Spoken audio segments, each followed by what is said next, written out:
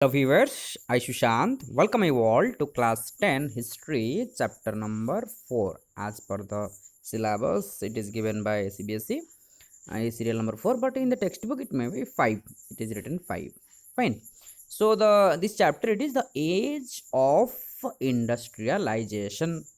हम ये पार्ट 1 शुरुआत करेंगे. तो चलो शुरुआत करते हैं. इंट्रोडक्शन में हम देखेंगे कि 1900 ईयर्स में एक पॉपुलर म्यूजिक पब्लिशर जिनका नाम है E.T. पॉल, ये प्रोड्यूस किए, एक म्यूजिक बुक प्रोड्यूस किए. ये वाला जो पिक्चर है, इसका जो पिक्चर था, जो कवर पेज था, ये जो कवर पेज है, इसमें ये अनाउंस किए थे, वो जानकारी के लिए वो बताए थे कि डॉन ऑफ द सेंचुरी, मतलब ये शुरुआत, ये मॉर्निंग का ये निशाना है. तो हम देखें कि जो इलिस्ट्रेशन किया गया है, इसमें मिडिल में गॉडेस लाइक फिगर है, ये जो माता जी हैं, और वो क्या किए हैं, द एंजल ऑफ प्रोग्रेस, उनको एक्सेप्ट किया गया है. बियरिंग द फ्लैग बियर किए हैं, न्यू सेंचुरी का जो है, न्यू सेंचुरी लिखा है, न्यू सेंचुरी. और इनमें जो व्हील हैं, जो विथ विंग्स, जो विंग्स रखा गया है, और इसमें क्या किया गया है, फ्यूचर का ये जो सिंबलाइज किया जाता है. और इनका जो फ्लाइट है, टेकिंग हार इनटू द फ्यूचर, फ्यूचर की ओर उनको ले रहे हैं. और फ्लोटिंग, और क्या उनके पीछे बैकग्राउंड में क्या क्या फ्लोट होता है, बिहाइंड हर साइन ऑफ प्रोग्रेस, जैसे कि रेलवे, कैमरा है, मशीन्स है, प्रिंटिंग प्रेस है, और फैक्ट्री है. तो ये सब बैकग्राउंड में एक के बाद दूसरे ये सब निशाना दिया गया है. फिर हम बात करेंगे टू मैजिशियंस के बारे में. पहले हम पेंटिंग के बारे में बात की, अभी मैजिशियंस के बारे में बात करेंगे. तो ये दो मैजिशियन हैं, ये है पहला वाला और ये है दूसरा वाला. पहला वाला मैजिशियन जो है, जिनका नाम है अलादीन, जो कि एक ब्यूटीफुल पैलेस बनाए हैं उनके मैजिक लैम्प के द्वारा. ये है रहा ब्यूटीफुल पैलेस. और नीचे वाले जो बटन वाले हैं, वो क्या किए हैं, अपना मॉडर्न मैकेनिक थिंकिंग के द्वारा वो एक न्यू मैजिक बनाए हैं, जिनमें बिल्डिंग, ब्रिज बनाए हैं, ये जो ब्रिज है, और क्या बनाए हैं, शिप्स बनाए हैं, ये जो शिप्स है, इसमें टावर बनाए हैं, ये ऊपर रहा टावर, और हाई राइज बिल्डिंग्स, ये रहा बिल्डिंग्स. तो ये मॉडर्न थिंकिंग के ऊपर ध्यान दे के ऐसे मैजिक बनाए हैं. और जो पहला वाला जो अलादीन हम कहते हैं, ये ईस्ट और पास्ट के ऊपर ध्यान देते थे, ईस्ट कल्चर, और we can say east thinking and past के ऊपर. और जो बॉटम वाले जो मैजिशियन हैं, वो वेस्ट वाला कल्चर और मॉडर्निटी के ऊपर ध्यान देते थे. क्लियर? ना let us go to the next part. Common inquiry, हम थोड़ा खुद के अंदर ये सवाल ज़रूर आता होगा कि ये सब इमेजेस है, ये कैसे डेवलप हुआ, और ये जो हमारे आइडियाज, इसका क्या रिलेशन है, और इंडस्ट्रियलाइजेशन हमेशा क्या रैपिड टेक्नोलॉजिकल डेवलपमेंट होता है. कैन वी टुडे ग्लोरीफाई, हम आज भी ये मैकेनाइजेशन जो है, आज सारे काम को मैकेनाइजेशन से सिर्फ कंटिन्यू कर सकते हैं क्या, और ये इंडस्ट्रियलाइजेशन का मीनिंग क्या है लोगों के ज़िंदगी में. तो ये सब जानकारी के लिए हम ये चैप्टर का और इन्फॉर्मेशन जानकारी के लिए हम थोड़ा आगे बढ़ेंगे. आगे बढ़ते हैं इंडस्ट्रियलाइजेशन के बारे में. तो ये रहा before the industrial revolution. Industrial revolution से पहले कैसा था. सबको पता था कि इंडस्ट्रियलाइजेशन जो है ये फैक्ट्री से रिलेटेड है, सबको पता था. दूसरा पॉइंट क्या पता था हमको, जब हम बात करते हैं इंडस्ट्रियल प्रोडक्शन, ये हमेशा फैक्ट्री प्रोडक्शन से रिलेटेड है. और हमारा मन में क्या था, ये था कि जब हम बात करते हैं इंडस्ट्रियल वर्कर्स, इसका मतलब हम समझते थे कि फैक्ट्री वर्कर्स. तो हिस्ट्री ऑफ इंडस्ट्रियलाइजेशन जो है, ये बहुत सारी जगह में फास्ट फैक्ट्री को कहाँ सेटअप हुआ, इसके ऊपर ध्यान देते हैं. फिर एक इम्पोर्टेंट कंसेप्ट के ऊपर हम ध्यान देंगे, प्रोटो इंडस्ट्रियलाइजेशन. ये क्या होता है. तो फैक्ट्री से पहले, फैक्ट्री डेवलप होने से पहले बहुत सारे प्रोडक्शंस मार्केट में मिलता था, जो कि इंटरनेशनल मार्केट में भी फेमस था. लेकिन ये फैक्ट्री के ऊपर बेस्ड नहीं था, this was not based on factory. तो जो चीज़ बिना फैक्ट्री से, बिना इंडस्ट्री से जो बना हुआ था, उस समय का प्रोडक्शन को या उस समय का जो इंडस्ट्री, इसको कहते हैं proto industrialization. Fine, let us move to the next. Merchants जो थे दे मूव किए from towns to countryside. बहुत सारे मर्चेंट्स टाउन से गांव के ओर या कंट्री साइड की ओर जाने लगे। कैसे? The merchants they could not expand the production with in towns. Town में उनका जो प्रोडक्शन था एक्सपैंड नहीं हो पाया। इसका वजह क्या था कि अर्बन क्राफ्ट जो था और जो ट्रेड गिल्ड्स था, ट्रेड गिल्ड्स का मतलब है कुछ टैक्सेस देना पड़ता था उनको, बहुत पावरफुल था। और जो एसोसिएशंस होता था, ट्रेडर्स जो होते थे मार्केट में या शहर में, उनका ट्रेंड क्राफ्ट पीपल थे, ट्रेंड वाले हैं, और उनका जो मेंटेन कंट्रोल और प्रोडक्शन के ऊपर कंट्रोल था, और उनके बीच में जो रेगुलेटेड कंपटीशंस होता था, प्राइस के बीच कंपटीशंस होता था, और उनका रिस्ट्रिक्शन था कि नया लोगों को वो अलाउ नहीं करेंगे ट्रेड में। तो रूलर्स जो थे वो बहुत सारे जगह में, जैसे पहले बताया, गिल्ड्स जो होता था, जो टैक्सेस होता था, वो मोनोपोली करते, मनमानी करते थे, मोनोपोली ये प्रोड्यूस के ऊपर।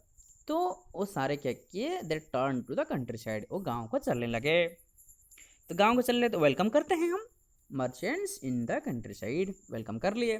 तो अभी मर्चेंट्स आ गए गाँव को। गाँव को आके वो क्या करेंगे, वो क्या किए, पहले गाँव का हालत देखे। गाँव लोगों का हालत कैसा था? गाँव का लोग थे, उनके पास ज़्यादा काम नहीं था, सारे साल भर उनके पास काम नहीं था, और वो भी सिर्फ डिपेंडेंट होना पड़ता था उनको, उनके पास जो स्मॉल प्लॉट था जो कि प्रोडक्शन के लिए यूज होता था। और अभी जो मर्चेंट्स आ गए वो क्या किए, कुछ काम ऑफर किए, for which the workers did, बहुत अच्छी तरह से वो एक्सेप्ट किए और क्यूरियसिटी के साथ वो काम किए। किनके साथ? जो मर्चेंट्स आए थे उनके साथ। तो उनको अलाउ किया गया, वो बहुत, तो उनके फैमिली मेम्बर्स को, उनका फैमिली का जो मेम्बर्स रिसोर्स थे, लेबर रिसोर्स थे, वो पूरा फुल्ली यूटिलाइज हुआ, पूरा फुल यूज हुआ। तो ये जो सिस्टम रहा, एक बहुत क्लोज रिलेशनशिप बने रहा उनके बीच में। इसके बीच में जो मर्चेंट्स थे और जो कंट्री साइड मेम्बर्स थे। ओके ना, तो जो टाउन मर्चेंट्स थे वो कैसे डिपेंड किए धीरे धीरे कंट्री साइड का जो वर्कर्स के ऊपर, क्योंकि मर्चेंट्स जो होते हैं ये बेस्ट करते हैं, जो काम उनका होता है मोस्टली कंट्री साइड। मर्चेंट जैसे कि इंग्लैंड का जो क्लॉथियर होते हैं, ये परचेस करते हैं, ऊल परचेस करते हैं, ऊल स्टफलर से, और स्पिनर से फिर उसको फिर कैरी करते हैं स्पिनर के पास, फिर इसको यार्न किया जाता है, थ्रेड बनाया जाता है, तो फिर वीवर के पास चलते हैं, फुलर के पास, फिर लास्ट में डायर जो कलर करते हैं। तो लंदन का ये जो एरिया है, लंदन का जगह को the place of finishing centre कहते हैं लंदन, क्योंकि फाइनल प्रोडक्ट देता है। फिर हम ध्यान देंगे the coming of the factory. Factory कैसे आया? The earliest factories in England, सबसे अर्लीस्ट किस समय में आया? 1730 के आसपास आया। The first symbol of the new era, वो क्या था? वो कॉटन था, फर्स्ट कॉटन। इसका जो प्रोडक्शन हुआ, बूम हुआ, कब? लेट 19th सेंचुरी के आसपास। तो 1760 में ब्रिटेन ने 2.5 मिलियन पाउंड्स का रॉ कॉटन इंडस्ट्री को फीड किया। तो 1787 में ये जो इम्पोर्ट था ये शोर हो कि 22 मिलियन पाउंड्स हो गया। प्रोडक्शन प्रोसेस कैसा था? एक कार्डिंग प्रोसेस था, एक जो स्पाइनिंग व्हील के द्वारा जो बनाया जाता है, थ्रेड बनाया जाता है, फिर रोलिंग, इसको रोल करके रखा जाता है फॉर मेकिंग क्लॉथेस। फिर हम देखेंगे फिगर नंबर 4 जो है किताब में, इसमें एक फैक्ट्री का पिक्चर दिया गया है, जिसमें क्या है, इसमें बताया गया है जो एटमॉस्फेयर है इसमें ह्यूमिड एटमॉस्फेयर है, और इसमें बताया गया है जो कॉटन स्पाइनिंग है, जो लोकेलिटी का वर्ल्ड का सबसे बेस्ट कॉटन स्पाइनिंग लोकेलिटी, और इसमें जो ह्यूज कॉटन मिल है ये ग्लो विथ इलेक्ट्रिसिटी, देखो इलेक्ट्रिसिटी से कैसे ग्लो कर रहा है ये कंपनी है factory. The most impressive side, बहुत अच्छा दिखाई दे रहा है, clear. So now go to figure 5। इसमें the same the factory area, it is the whole area, it is visualized here, it is made by M Jackson, the Illustrated London News 1857 में बनाए थे।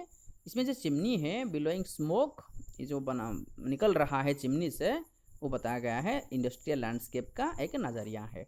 ये एक डिस्क्रिप्शन है। This is surrounding environment and this is the factory. Now come to the next, the pace of industrial change. ये जो industrial change हुआ ये इमीडिएट हुआ या स्लोली हुआ या कुछ मैजिकल हुआ? चलो ध्यान देते हैं कैसे हुआ है। तो how rapid was the process of industrialization? Industrialization ये ग्रोथ कैसे हुआ? सबसे पहला point, first the most dynamic जो है ब्रिटेन वाज वेरी, वो सबसे पहले ध्यान दिया किसके ऊपर? कॉटन एंड मेटल के ऊपर। उसके बाद आयरन और स्टील की इंडस्ट्री के ऊपर ध्यान दिया, फर्स्ट पॉइंट में। सेकेंड वाला जो न्यू इंडस्ट्रीज है इतना आसानी से पुराना इंडस्ट्री को, ट्रेडिशनल इंडस्ट्री को डिस्प्लेस नहीं कर पाए, हटा नहीं पाए। तो ये दूसरा पॉइंट था। तीसरा, कुछ जो इनोवेशंस रहा, जो ऑर्डिनरी या स्मॉल इनोवेशंस रहा, ये on the basis of growth बहुत सारे मैनी नॉन मैकेनाइज्ड फैक्टर्स था, जैसे कि फूड प्रोसेसिंग में, बिल्डिंग में, पॉटरी जो मिट्टी से बनाते हैं, ग्लास वर्क में, टैनिंग में, फर्नीचर में, और प्रोडक्शन ऑफ इम्प्लीमेंट्स। ये जगह में, ये एरिया में बहुत सारे लोग इम्प्लीमेंट अलॉटमेंट हो गए थे। फिर फोर्थ वाला पॉइंट क्या है? टेक्नोलॉजिकल चेंजेस जो था ये थोड़ा स्लो था। सो ये जो पेस था ये धीरे धीरे चल रहा था इंडस्ट्रियल रिवोल्यूशन तक। फिर हम बात करेंगे स्टीम इंजन जो है, स्टीम इंजन जो है वो कैसे आया। जेम्स वाट के नाम में इम्प्रूव किए थे स्टीम इंजन, जो कि प्रोड्यूस बाद में Newcomen and patented new engine बना गया बाद में 1781 में। इनका जो इंडस्ट्रियलाइज्ड फ्रेंड थे मैथ्यू बोल्टन जो थे, मैन्युफैक्चर किए थे न्यू मॉडल वाला इंजन, स्टीम इंजन का। तो देखा गया कि वो जो इंजन बनाए कोई नहीं खरीदते थे। तो फिर बाद में देखा गया बिगिनिंग में 19th सेंचुरी का जो है ओनली 321 स्टीम इंजन देखने के लिए मिला था। उनमें से 80 इंजन जो था कॉटन इंडस्ट्री के लिए, 9 इंजन वूल इंडस्ट्री के लिए, और रेस्ट वाला जो था माइनिंग, कैनल वर्क और आयरन वर्क्स में यूज होता था। तो हिस्टोरियंस जो होते थे वो फाउंड किए, वो देखे कि मिड 19th सेंचुरी में ये एक it was not a machine operator but the traditional craft person, सबसे ज़्यादा ट्रेडिशनल क्राफ्ट पर्सन्स और लेबरर्स को वो देखें हिस्टोरियंस जो है। So dear viewer, this is all about this part. Once again, we'll meet in the next part, next video. Till that, take care of your studies. Thank you all.